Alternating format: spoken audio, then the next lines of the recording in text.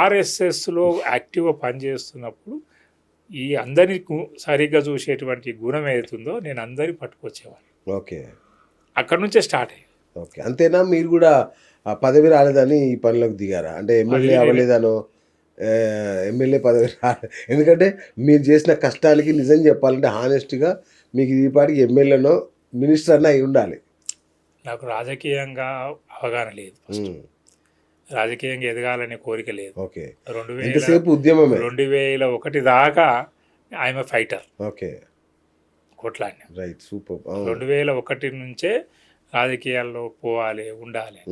నేను అనుకుంటే ఎప్పుడో 85లోనే నేను 86లో కార్పొరేషన్ ఎలక్షన్లు వచ్చినాయి హైదరాబాద్. చంద్రబాబు నాయుడు వచ్చి నా భుజం తట్టి నిలబడమని చెప్పిండు.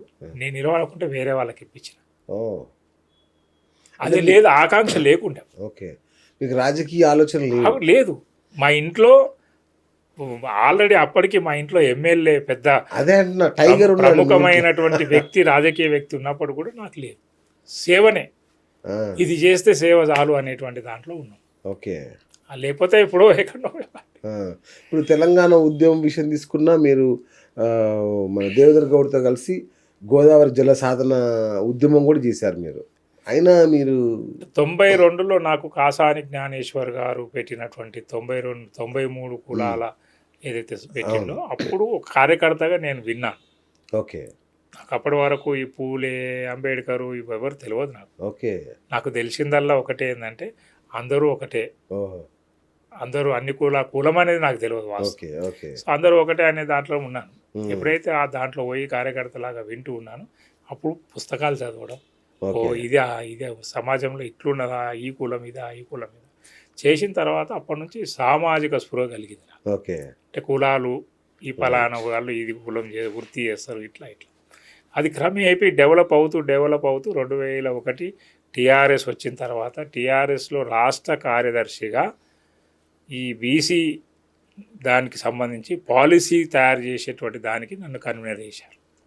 బీసీ కులాలన్నిటిని కూడా సమీకరించి వాళ్ళందరితో మాట్లాడి ఒక పాలసీ పేపర్ తయారు చేయమని నాకు ఇచ్చినారు కేసీఆర్, నరేంద్ర గారు.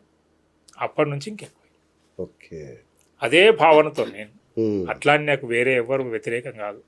నాకు అందరికంటే ఎక్కువ రెడ్లు, బ్రాహ్మణ్స్, వెల్మాస్ చాలా ప్రముఖమైనటువంటి స్నేహపూర్వకంగా ఉంటారు. నన్ను ఎవరు అసలు వాస్తవంగా బీసీ కూడా అనుకోరు. ఓకే. కాబట్టి ఆ భావన లేదు. ఓకే. అన్యాయం అన్యాయమే, రైట్. స్నేహితం. ఓకే. అన్యాయం కోసం దేనికైనా ఎంతవరకైనా వెళ్తాం న్యాయం సాధించడానికి. రైట్.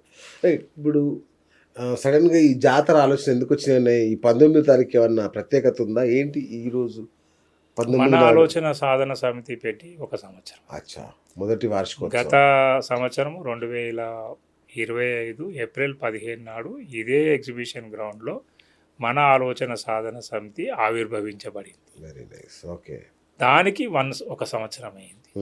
15వ తారీఖు చేయాలి. ఓకే. 15వ తారీఖు వీలు లేదు కాబట్టి అది వర్కింగ్ డే కానీ ఇంకోటి కానీ కొంత ఉన్నటువంటి వాతావరణం అనుకూలంగా లేదు కాబట్టి 19 నాడు అంటే ఆవిర్భావ దినోత్సవం, మొదటి ఆవిర్భావ దినోత్సవం. దీన్ని ఉత్తగా ఎందుకు చేయాలి, ట్విస్ట్ చేయాలి, ఇది కొద్దిగా మనం ఈ సమాజంని గిచ్చాలి, కొద్దిగా కదిలించాలి అనే ఉద్దేశంతో బీసీ జనజాగరణ జాతర. మీలాగానే చాలామంది అడిగారు జాతర ఏంది అని. జాతర ఏంటంటే మనం శక్తివంతులం కావాలంటే జాతరకి రావాలి. మామూలుగా బీసీ గర్జన, సింహ గర్జన అట్లా ఉంటాయి. అట్లా 34 పేర్లు వచ్చినాయి. మా కమిటీలో అడిగితే మా కళ్యాణ్ లాంటి వాళ్ళు, మా గౌరవ అధ్యక్షులు చాలామంది 34 మంది రాసిచ్చిండ్రు. ఇట్లనే మహాసభ అని, గర్జన అని, ఆత్మీయ సమ్మేళనం అని. నేను ఇది ఏది కూడా మెసేజ్ పోదు సమాజానికి, మనం ఇది పెట్టాలి. ఓకే. ఒక జాతర. ఏం జాతర అంటే ఇది బీసీల జాతర. ఎందుకోసం అంటే మన కోసం. ఎవరి కోసం అంటే మన పిల్లల కోసం. ఏం చేయాలంటే ముచ్చట్లు పెట్టాలి. సో ఎన్ని కులాలను సమీకరించారు? ఇప్పుడు ఎంతమంది వస్తున్నారు అక్కడికి? మా కమిటీలో అయితే 24 కులాలు ఉన్నాయి. ఓకే. అన్ని కులాలను తీసుకురావాలనే ప్రయత్నం. ఇంకా 2-3 రోజులు ఉన్నది. మ్యాక్సిమంగా అన్ని కుల సంఘాల నాయకులను, అన్ని బీసీ సంఘాల నాయకులు ఇప్పటికే అన్ని బీసీ సంఘాల నాయకులకు అందరికి ఆహ్వానం ఇచ్చడం జరిగింది. ఓకే ఓకే మీరు అన్నట్టు ఎన్ని బీసీ సంఘాలు ఉన్నాయి అందరికీ. ఉమ్, అట్లనే యూనియన్స్ కూడా ఉంటాయి, న్యాయవాదుల సంఘాలు ఉంటాయి, అవును అవును టీచర్స్ సంఘాలు, ఉపాధ్యాయుల సంఘాలు, అవును అట్లనే ప్రొఫెసర్స్ సంఘాలు, ఆటో యూనియన్ సంఘాలు, అమాలి సంఘాలు, ఉమ్, తర్వాత మేస్త్రి సంఘాలు కూడా ఉంటాయి మన దగ్గర తెలంగాణ. వాటి అన్ని ఎన్ని సంఘాలు ఉంటాయి అన్ని సంఘాల యొక్క అధ్యక్షుల ప్రధాన కార్యదర్శులను ఉమ్, స్టేట్ అండ్ సెంట్రల్ గవర్నమెంట్లో పనిచేసేటువంటి ఎంప్లాయీస్ అసోసియేషన్ సంఘాలు కూడా మనం పిలుస్తాం. ఓకే అంటే సమాజంలో ఎన్ని రంగాలు ఉన్నాయో అన్ని రంగాలు ఉన్నటువంటి సంఘాల యొక్క అధ్యక్ష ప్రధాన కార్యదర్శులను పిలుస్తాం. ఓకే ఇంకా 2-3 రోజులు ఉంది, ఇంకా చాలా పని ఉంది. ఈ 2-3 రోజులలో అది పూర్తి చేస్తాం. రైట్. సో పార్టీల పరంగా చూస్తే, ఇప్పుడున్న పార్టీల పరంగా చూస్తే, మరి బీజేపీ ఏమో బీసీ ముఖ్యమంత్రి అనే ఒక నినాదం తీసుకుంది. కాంగ్రెస్ మొన్న రిజర్వేషన్లన్నీ ఏం చేశారో మీరు చూశారు. ఇప్పుడు ఎవరిని నమ్ముతున్నారు మీరు? ఏ పార్టీ నుంచి మీకు న్యాయం జరుగుతుంది అనుకుంటున్నారు? ఏ పార్టీని నమ్ముతున్నారా? నేను మొదలే చెప్పేసిన అవన్నీ మనవి కావు కాబట్టి మనం ఆలోచనలు ఉన్నాయి కాబట్టి మన ఆలోచనలకు రమ్మను. ఓకే. సో దాంట్లో బీజేపీ ముఖ్యమంత్రి ప్రకటించింది. ఎవరిని అడిగి ప్రకటించింది? ఏమి ప్రయాణం చేసింది? ఏ ఏ ఏ రకంగా ప్రయత్నం చేసింది? ముఖ్యమంత్రి బీసీని అధ్యక్షుడు ఏ రకంగా ప్రయత్నం చేసింది? ప్రకటించింది. ఓకే, ప్రకటించి సంతోషం. ఎంతమంది ఎమ్మెల్యేలు గెలిస్తే ముఖ్యమంత్రి అవుతాడు? 32 టికెట్లు ఇచ్చి 32లో 22 టికెట్లు ఓడిపోయే టికెట్లు వాళ్ళ లెక్కనే. మరి 10 గెలిస్తే ముఖ్యమంత్రి అవుతాడా? టికెట్లు ఇవ్వడంలో పేర్లు కదా. అంటే ఇది ఏంటంటే ఒక సందేహాన్ని కలిగించడం. బీసీలు చైతన్యం కాలేదు, మేము ఇచ్చినవని రాలేదు. బీజేపీ ఎవరు అడిగినరని కాంగ్రెస్ 42% ఇచ్చింది. 42% ఏ లెక్కనిచ్చింది? ఉన్నది 58% ప్రభుత్వ లెక్కల ప్రకారం. మరి 58%కి 42, ఎస్సీలోకి ఎంత సంఖ్య ఉంటే అంత పర్సెంటేజ్, ఎస్టీలు ఎంత సంఖ్య ఉంటే అంత పర్సెంటేజ్. ఇట్లా బీసీలకు కాదా? 42 ఎవరు చెప్పిండ్రు? 42 అని చెప్పిండ్రు, ఇచ్చిండ్రా? అంటే మావి కావవి, ఓకే, బీసీలే కావవి. కాబట్టి అన్ని రంగాల్లో ఉన్నటువంటి బీసీలలో ఆలోచన కలుగుతున్నది. ఓకే, మేము మెల్లమెల్లగా మన ఆలోచనకు రమ్మంటున్నాం. మన ఆలోచన కంటే మన ఆలోచన సాధన సమితిలో కాదు, మన ఆలోచన ఎరకలోకి రండి. మనం ఇంత ఉన్నాము, మనకి ఇంత కావాలి అని ఎరకలోకి రావాలి. ఎవ్వరు కూడా పోరాటం చేయకుండా, బలవంతుడు కాకుండా చరిత్రలో ఏ యుద్ధము గెలిచినట్టు దాఖలాలు లేవు. బలహీనుడిని ఎవ్వడు దేకడు, గుర్తుపట్టాడు. Correct.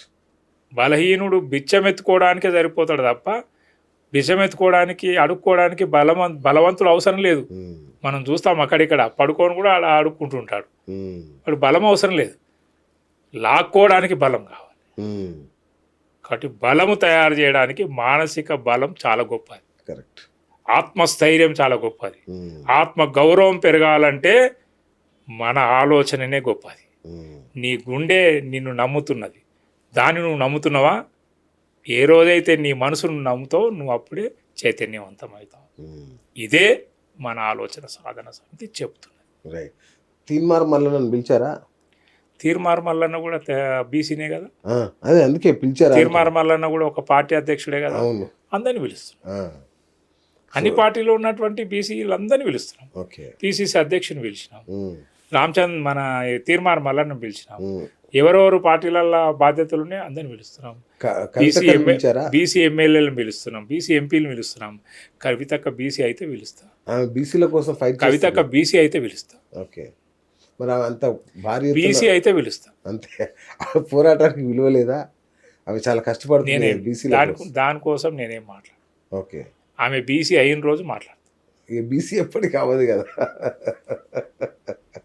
Right. BRS stand, BRS వాళ్ళు కూడా మరి బీసీల కోసం కష్టపడుతున్నారు కదా.